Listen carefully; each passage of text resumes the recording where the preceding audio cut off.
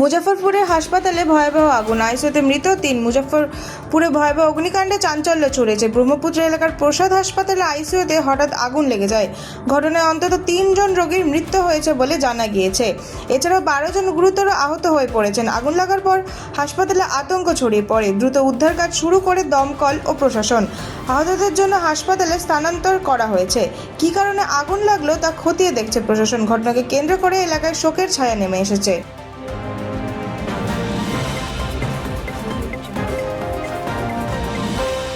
নামখানায় চায়ের দোকানে মিলল আধার ভোটার কার্ডের ভান্ডার, তদন্তে পুলিশ।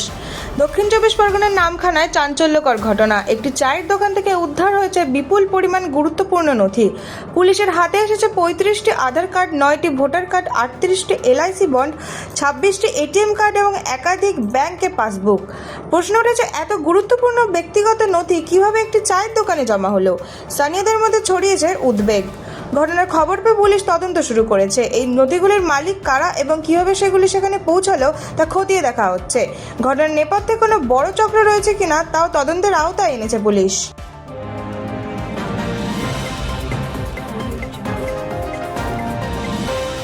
কাটমানির অভিযোগে বিক্ষোভ, খাটের তলায় লুকিয়েও রক্ষা পেলেন না তৃণমূল নেতা। মাথাভাঙা থানার এলাকায় আবাস যোজনায় বাড়ি পাইয়ে দেওয়ার নাম করে কাটমানি নেওয়ার অভিযোগকে কেন্দ্র করে তীব্র উত্তেজনা ছড়ালো। অভিযোগের জেরে স্থানীয় বাসিন্দারা তৃণমূল নেতা শাহিদুল মিয়ার বাড়ি ঘেরাও করে বিক্ষোভ দেখাতে শুরু করেন। বিক্ষোভ ক্রমশ তীব্র আকার নিলে নিজের বাড়ির ঘরের খাটের তলায় লুকিয়ে পড়েন শাহিদুল মিয়া। খবর পেয়ে ঘটনাস্থলে পৌঁছায় পুলিশ। পরে খাটের তলা থেকে তাকে বের করে আটক করা হয় এবং গ্রেফতার করে থানায় নিয়ে যাওয়া হয়। ঘটনাকে ঘিরে এলাকায় চাঞ্চল্য ছড়িয়েছে। আবাস যোজনার টাকা ও কাটমানি সংক্রান্ত অভিযোগের তদন্ত শুরু করেছে পুলিশ।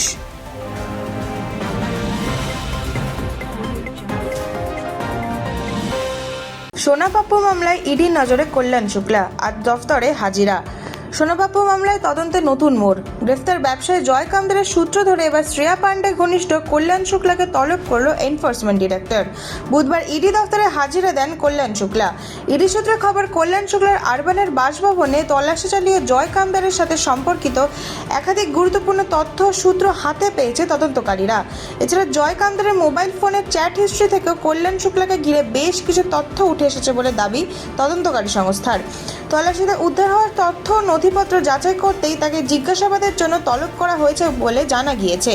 পাশাপাশি কল্যাণ শুক্লার কাছ থেকে বাজেয়াপ্ত করা ৩টি মোবাইল ফোনে থাকা তথ্য নথি নিয়েও বিস্তারিত জিজ্ঞাসাবাদ করা হবে। সোনাপাপ্পু মামলায় তদন্তে এই জিজ্ঞাসাবাদকে অত্যন্ত গুরুত্বপূর্ণ বলে মনে করেছে ইডি।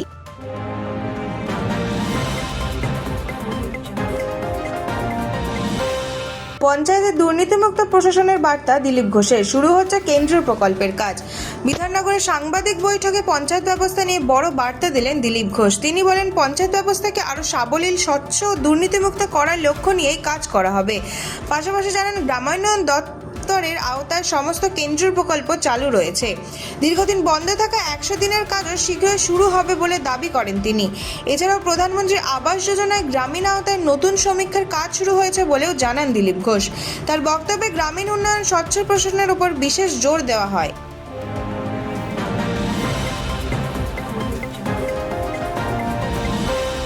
বিধাননগর পুর নিগমের মেয়র পদ থেকে ইস্তফা কৃষ্ণা চক্রবর্তীর। বিধাননগর পুর নিগমে বড় প্রশাসনিক পরিবর্তন।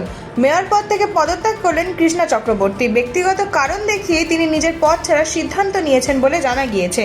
সূত্রের খবর, কৃষ্ণা চক্রবর্তী ইতিমধ্যেই বিধাননগর পুর নিগমের কমিশনের কাছে নিজের পদত্যাগ জমা দিয়ে দিয়েছেন। তার এই আকস্মিক সিদ্ধান্ত ঘিরে রাজনৈতিক প্রশাসনিক মহলে জোর চর্চা শুরু হয়েছে।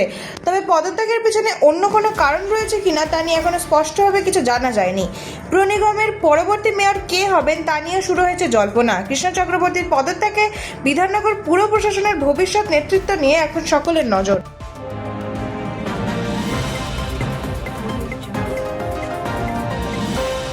কলকাতায় আসছে ওয়াটার মেট্রো। সাগরমালা ২ প্রকল্পে যোগ দিচ্ছে পশ্চিমবঙ্গ। রাজ্যের জলপথ পরিবহন ও পর্যটন উন্নয়নে একাধিক বড় ঘোষণা করলেন মুখ্যমন্ত্রী শুভেন্দু অধিকারী। তিনি জানান, দেশের আরও 17টি শহরের মতো এবার কলকাতাতে ওয়াটার মেট্রো প্রকল্পের আওতায় আসছে। পাশাপাশি পশ্চিমবঙ্গ সাগরমালা 2 প্রকল্পে যোগ দিচ্ছে, যার ফলে রাজ্যের বন্দর ও জলপথ অবকাঠামোর উন্নয়নে নতুন গতি আসবে। মুখ্যমন্ত্রী বলেন, তাজপুরে গভীর সমুদ্র বন্দর নির্মাণের জন্য রাজ্যের হাতে পর্যাপ্ত জমি নেই। তবে তাজপুর থেকে প্রায় 10 কিলোমিটার দূরে দাদন পাত্রবাড়ি এলাকায় 1700 একর জমি রয়েছে, সেখানে ভবিষ্যৎ বন্দর প্রকল্পের সম্ভাবনা খতিয়ে দেখা হচ্ছে। এছাড়া গঙ্গাসাগর মেলাকে আন্তর্জাতিক মানের অনুষ্ঠানে উন্নীত করার সিদ্ধান্ত নেওয়া হচ্ছে। কপিলমুনির আশ্রম সংলগ্ন গঙ্গাসাগর সমুদ্র সৈকতের পরিকাঠামো ও সৌন্দর্যায়নের কাজও করা হবে। দুর্গাপূজার আগেই বাগবাজার, আহিরিটোলা, বাবুঘাট, রামকৃষ্ণঘাট, মালদাঘাট সহ মোট 6টি ঘাটের সৌন্দর্যায়নের কাজ সম্পন্ন করার লক্ষ্য নেওয়া হয়েছে। পাশাপাশি জাতীয় জলপথে 25টি নতুন জেটি নির্মাণের কাজও এগোচ্ছে বলে জানান মুখ্যমন্ত্রী। এই ঘোষণাগুলির মাধ্যমে রাজ্যের জলপথ পরিবহন, পর্যটন এবং বন্দর ভিত্তির অর্থনৈতিককে আরও শক্তিশালী করার উদ্যোগ স্পষ্ট হয়েছে।